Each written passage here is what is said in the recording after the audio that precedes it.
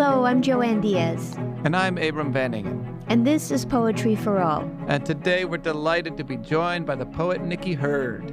Niki is the author of a chapbook and 2 poetry collections, including a book just released this year called The Stuff of Hollywood.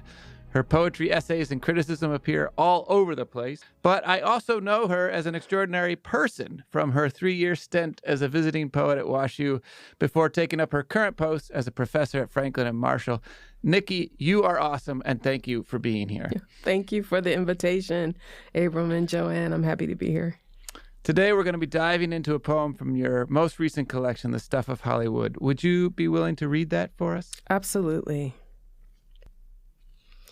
Yesterday, the ABC affiliate televised a hostage situation set squarely midday in Silver Lake. According to the voice behind the live feed, a man ran, cops behind, gunfire exchanged into that nautical-themed grocery store chain known to sell affordable flowers and wine, and now, in front of a sign reading Baker's Dozen Roses, $5.99 plus tax, instead of taking in the scent, I consider exits. What happens if someone walks or runs in with a... And last spring, the required active shooter training on a college campus where it's illegal to light a Marlboro, but okay to carry a gun. Senate Bill 11, effective August 1st, 2016. A license holder may carry a concealed handgun on or about the license holder's person while the license holder is on the campus of an institution of higher education or private or independent institution of higher education in this state. Texas summer head colds are the worst, which is why I'm at my local nautical-themed grocery store chain to secure soup, tangerine juice, New Zealand bottled water. But the roses at the door and Clapton's remake I Shot the Sheriff stopped me first. And the idea of America as a melting pot implies everyone is in that round piece of metal boiling together. I say aloud what many are too correct to say. Some of us live in hip neighborhoods, selling overpriced coffee and scones stuffed with too many things. We pay for safety, the auto theft here and there, the one homeless person in the park, that neighborhood treasure, which suggests the killing is nothing new, its proximity is, or stated more directly, the problem with the phrase mass shooting is grammatical, of concern the adjective, not the noun. And given gun sales increase after most mass situations, given white children died in Sandy Hook, given we credit card debt more, given we weigh over more, given we binge watch more, why wouldn't we 4-letter word beginning with K more? There's a poet with a cat with a bullet in its body, a slide on an active shooter training PowerPoint that reads, "Keep calm and carry on." Dear Police Chief, can much be done if only a few in the pot give a shit it's burning? And 1 bag or 2, the clerk asks. I request 1 more brown paper than needed to store recyclables. Thank you, the clerk responds, after I apologize for the hostage situation aired on the ABC affiliate. We're a family here at the nautical-themed grocery store chain, he says. I think about family, what it means, what I would or would not do. Growing up, some nights my body pressed itself against the floor, 6-year-old arms wrapped around head as if a pose could halt crossfire outside. It stopped and began again, stopped and began again, was almost like...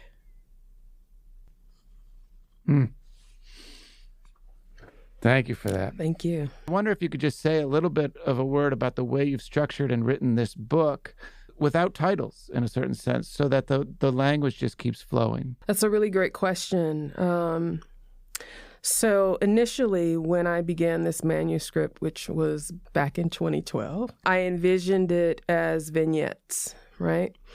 So the original draft of this work, there were different vignettes, different scenes that were all connected somehow with gun violence.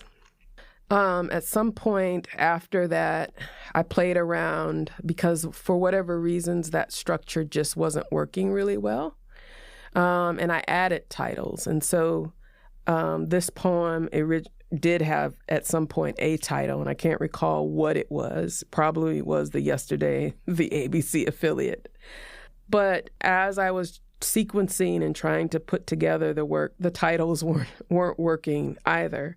I didn't quite like the titles as well because that was kind of taken away against what I had imagined initially in terms of just not seeing titles. I was thinking a work like Citizen that doesn't have titles, the way in which you read that book and you go from one vignette to the next to the next. I was also thinking Citizen was written by Claudia Rankine. I was also thinking of Mark Nowak's work, who often writes about the coal mining industry and the injustices that go on in that field. And often Nowak is writing without titles. So at some point, I came back to pulling the titles away, but at that point, some several years had passed, and the poems themselves were able to grow and to deepen. And so it was a matter of sequencing them so that they, not only just sonically, but also in terms of their energy and tone, were working in different ways. I love that we have the opportunity to hear you read the poem and then think about its arrangement typographically, right? So if someone doesn't have the poem in front of them, you should know that this is not a poem that just sticks to that left margin. The lines are moving in and out as if moving in and out of different kinds of consciousness, of memory, of different kinds of information. And this was a harrowing story at the time. Was it, I believe, 2016 or 18? It was July 21st, 2018. And so this is a case where a man had shot his grandmother, had done a car chase through the streets of Los Angeles with the LAPD, ends up at a Trader Joe's, takes hostages in this space. And so that juxtaposition between that very public, highly documented event juxtaposed with the very private utterance of the poetic speaker just trying to go into a store and have an ordinary transaction. Nothing can be ordinary in this environment or situation, right? I am so intrigued by that. Right. And then that's juxtaposed with one of the mini sections in the poem. And you do this in multiple moments in this book where you take found material, in this case, Senate Bill 11 from 2016, which enabled sort of conceal carry policies in the state of Texas, where a person could walk onto a university campus with a weapon and be entirely legally entitled to do so.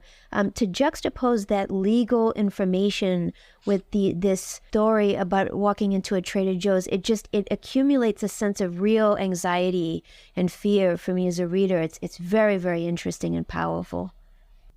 One other thing I would point out from what you're saying, Joanne, is that Silver Lake is in Los Angeles, as you say. This is a Senate bill from Texas.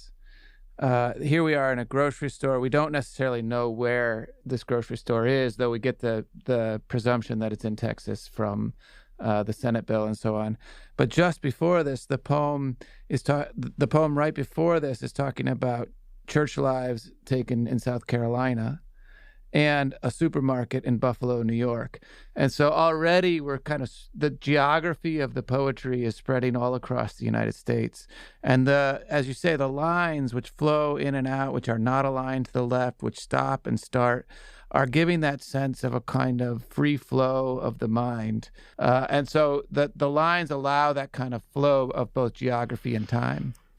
Yeah, that's very well put. I hadn't thought of it that way, although I think that was certainly what I was going for overall with the whole work, a kind of braided, if you will, or interwovenness in terms of time and history.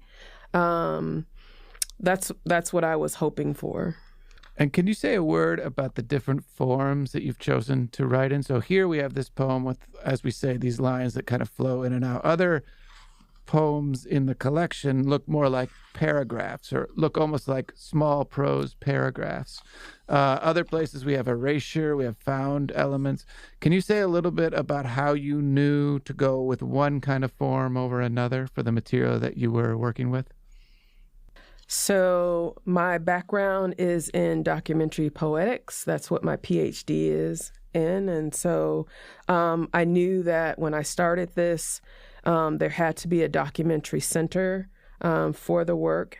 And so when you talk about the source text or found text, there is a central part that is not my language at all, but is the language from the Birth of a Nation, the continuity script, and the congressional hearings from the insurrection. And some of the poems, as you mentioned, are lineated traditionally, and there are others that look more like, and actually the ones I think that you're speaking about, Abram, are actually, in fact, the ones that are justified on both sides. Those are actually mini essays. And I should just add that some years ago, I worked for a modern architect that was very much into, you might say, semi-brutalist architecture, which is very interested in right angles and minimalism. And so I bring that sensibility to the page. And so it was really important when crafting these pieces to think about how the text, the Black text, was interacting with white space for a kind of minimalist aesthetic for the work itself. Oh, that's really helpful, actually, because again, as I look at this poem, I'm looking just at page 16, again, to return to that Senate Bill 11. It's, as you say, justified on both sides, and it's very concise and very tight, right? Very seemingly matter of fact, even though it explodes with its implications. And then when you jump from that to the next, to the poetic speaker's voice that proceeds on the next page, that's a really powerful juxtaposition. And I think that's what I love most about your collection is the way that you juxtapose, whether it's two images side by side, whether it's Birth of a Nation, that material next to the January 6th material, those two things always rubbing up against each other and creating a visual and oral field in between the two. That chasm becomes really productive. It's very interesting. Thank you. I think, too, that particularly with so much source text taken out and so much work here around the theme of gun violence in America, it was important to have those juxtapositions so that it didn't seem like I was hitting the reader over the head with a hammer, but so that the reader could walk away and make their own connections or walk away with their own ideas about how these things fit together. One of the most amazing pairings in the book is when you juxtapose a film still from Birth of a Nation against a photograph from January 6th. And the viewer or reader is right away able to see those connections across a 100-year period. And as you say, there are no words attached to those two images. And I suspect that that was by design, right? Because the images speak for themselves, no? It was indeed by design, the section that you speak of. When I returned to the continuity script and when I returned to rewatch the movie several more times, in thinking about what I saw and thinking about the insurrection, immediately the images from the January 6th came to mind and connected. And that section that you speak of too with those images, it's a whole section of images that are paired. And so it was really important that the press was able to put together the book in a certain way where certain words or certain images were on certain pages because they were working in pairs. Yeah. So I'm wondering if you could just say a quick word about what you mean by documentary poetics and what counts as found material and how you decide to build around that. Great question. So documentary poetics, the basic version or definition is when you're crafting a poem, but you're either including all or some language that is not your own.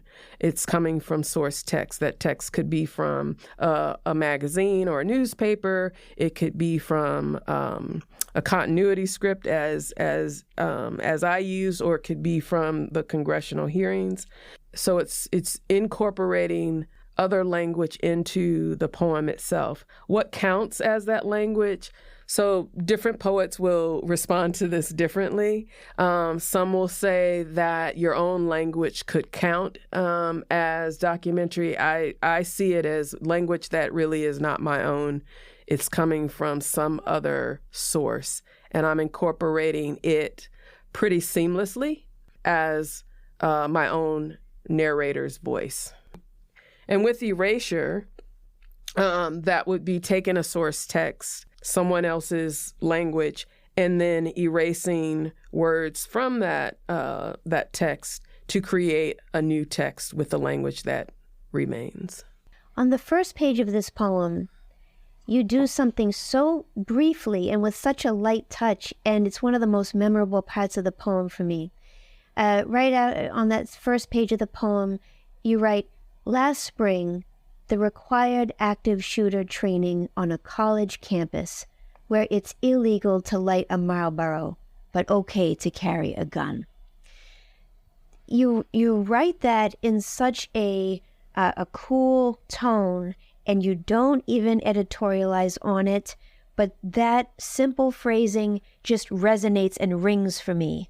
Do you want to speak to the paradoxes or ironies of what you're trying to put into relief there? This part is really just kind of meditating on the fact that, first of all, we're on a college campus where obviously the priority is learning. That you can't smoke on this campus because smoking is said to be harmful to other people, and yet you can carry a gun, and even this is not in the poem, but they have facilities on campus where you can leave the gun. And so there's all this accommodation around carrying a firearm, and yet you see all of these signs around the campus where you can't smoke. And I just felt that there was some tension between those two that I didn't quite understand. One way to read a poem is to erase a lot of the poem and leave just one set of kinds of words and say, okay, what's going on with that theme? And you could do that here, right? You could leave roses, scents, spring, wine, flowers, and you would say, what kind of poem do we have, right? And you'd think, I don't know, a Hallmark card? What do we got going on here, right? And then you could erase it a different way, and what do you have? You have cops, gunfire, gun, right? Shooting. Like, so all these things, it's sort of like the effect of the poem are that these kinds of words do not belong with these kinds of words. And that's the moment that we find ourselves in. Exactly. And I think, so I have to say, this, I didn't note in the poem that this was Trader Joe's, but I think most people know, and you had mentioned that, Joanne, that it is in fact Trader Joe's. And, I've always loved and kind of felt a sense of peace at going into a grocery store and doing my shopping and picking up a bouquet of flowers and what have you. And if I'm honest, this poem really articulates, and maybe it comes through, the anxiety that I have held within over the past several years since the culture has shifted, where perhaps I'm a bit paranoid. I'm always uncomfortable in situations that are just regular situations like grocery shopping. I'm not comfortable that that's who I've become, I guess, in some ways. Yeah. Well, and there are moments that are bubbling up throughout the poem. So, for example, after the appearance of that Senate Bill 11, I'm so struck by the lines that you write that follow. Texas summer head colds are the worst, which is why I'm at my local nautical-themed grocery store chain to secure soup, tangerine juice, New Zealand bottled water, but the roses at the door and Clapton's remake, I Shot the Sheriff, stop me first. And when I hear that, I'm so struck by it because, of course, this music that's piped into a grocery store, it's supposed to be ambient. It's supposed to be relaxing, put you in a nice mood after a long day at work. But even the music can't do that. And roses, which are supposed to be so beautiful, an extra little thing that you buy for yourself or your home or your office to just make something more beautiful. I'm guessing it's the brightness of those red roses coupled with the sound of that song that whatever was supposed to happen in that grocery store, now it feels like high alert. Do you know, is that what you were thinking about? I was thinking about the ways in which gun culture is articulated through music. And so it wasn't at all that I walked into a grocery store and heard Clapton's I Shot the Sheriff. It was that I actually went through a lot of musical archives that you can find online to see how many times the word shoot or shot or gun was in the title of popular songs. So there were several songs that I had that I thought about including for those lines, and I landed on Clapton. Then, you get from that moment of a grocery store, which is a kind of melting pot in a way, right? Like we all have to go to the grocery store, so everybody's there in a certain sense, to the idea of America as a melting pot. And where you're going to go with that is that we're all boiling together, and who cares if the thing is on fire, right? So the whole idea of a melting pot is actually kind of violent. Yes, I agree. It's not sort of a glorious mixture. And of course, it's been thrown out as now we're all a salad bowl and all that stuff. But nonetheless, the original metaphor was a melting pot, which is it's a forging, it's a fire, it's a melting. It's not right. a peaceful coming together. And the way you get there is with this ampersand symbol. And so I wonder if you could say two words, one about the ampersand symbol and another about the melting pot. This poem itself has these ands in it, which almost serve as a kind of section break, but they're a kind of ampersand.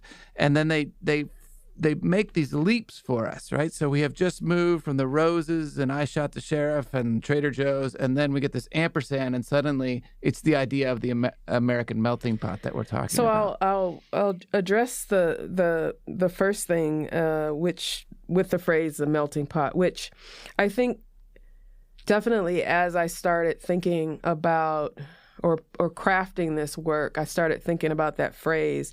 And then it was during that time where I started not understanding what it meant, or realizing, as you said, that it is definitely a kind of violence. But I also think it's pretty accurate given where we're at right now.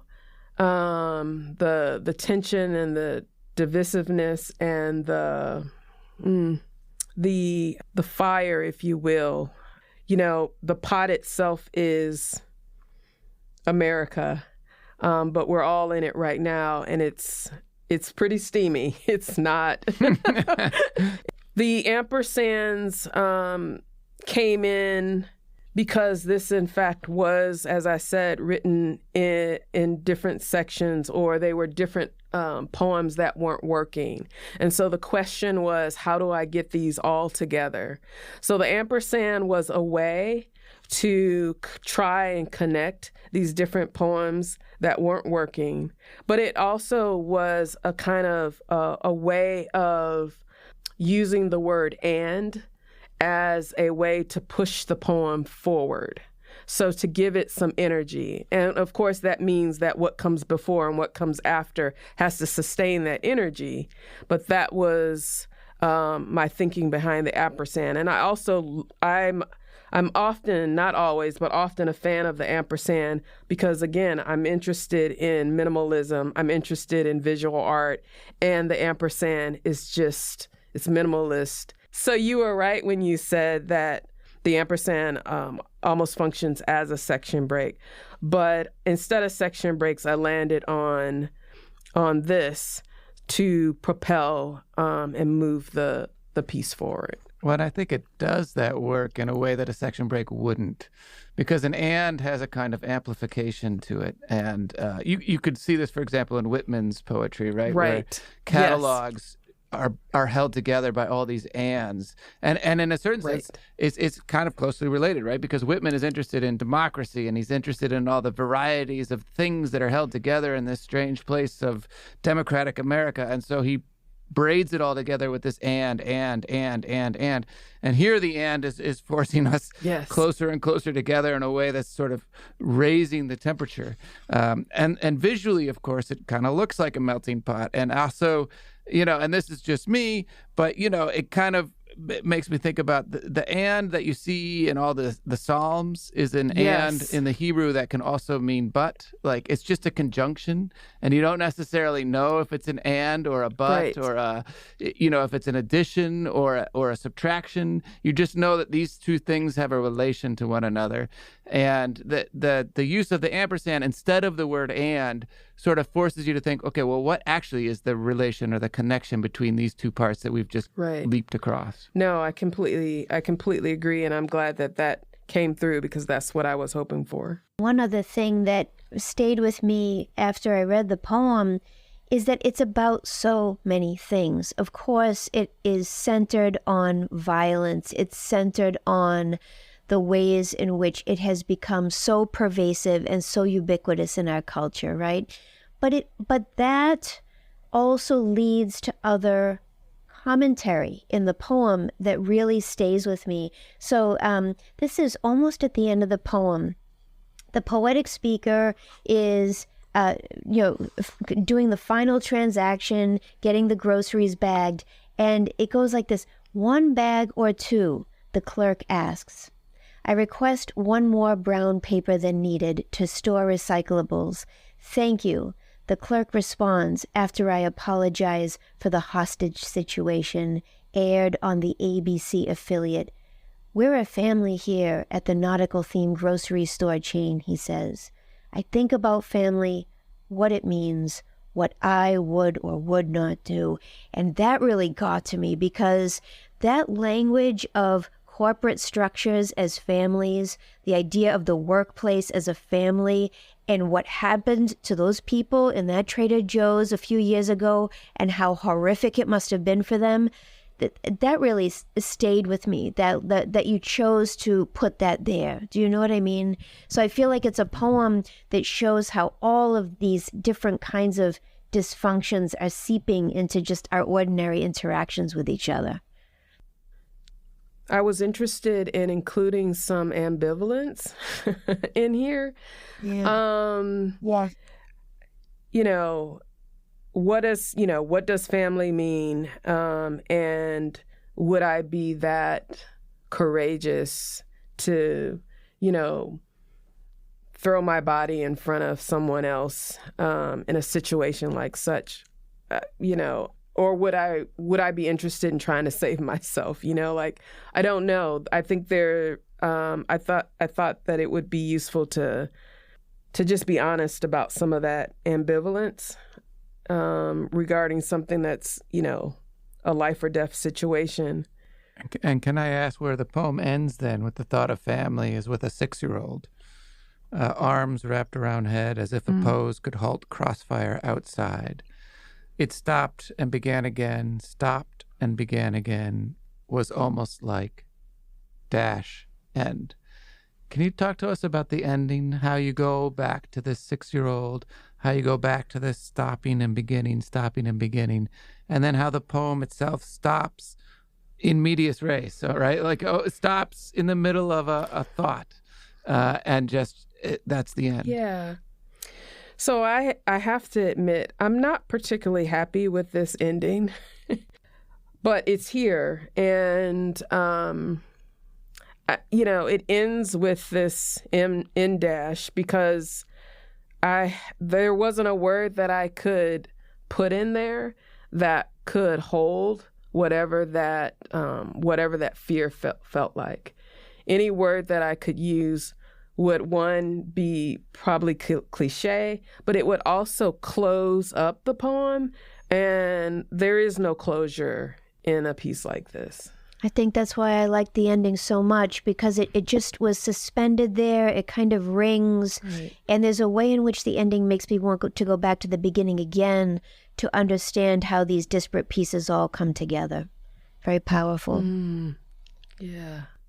I would also just say that we've talked many times on this podcast about how poets often take us to the limits of language and leave us there.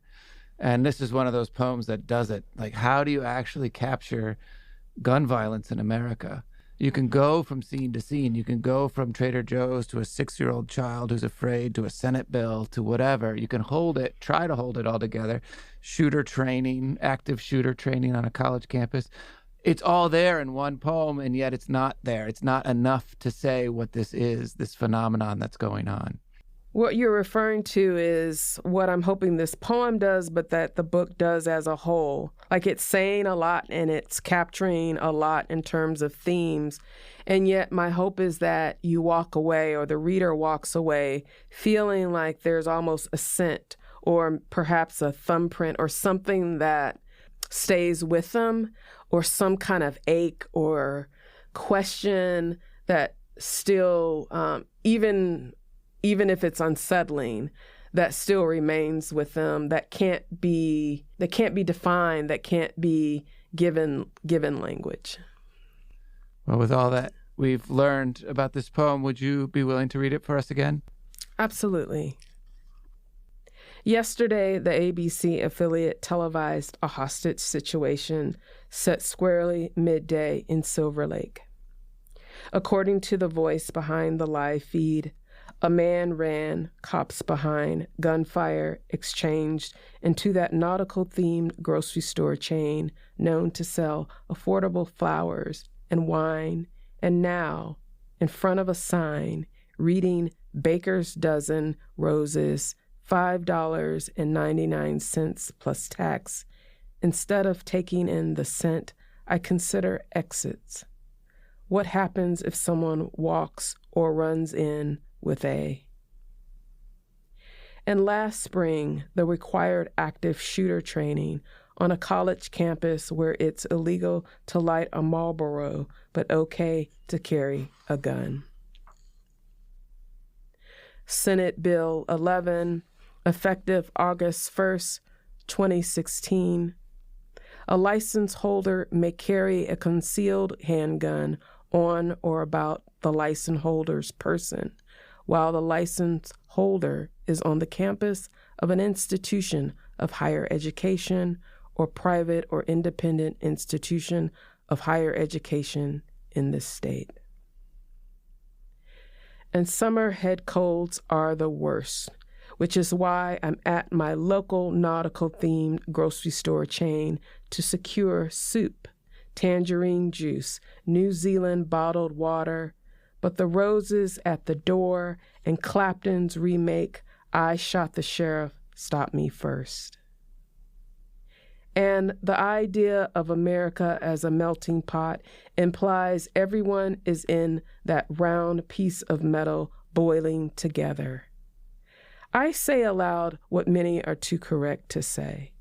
Some of us live in hip neighborhoods, selling overpriced coffee and scones stuffed with too many things.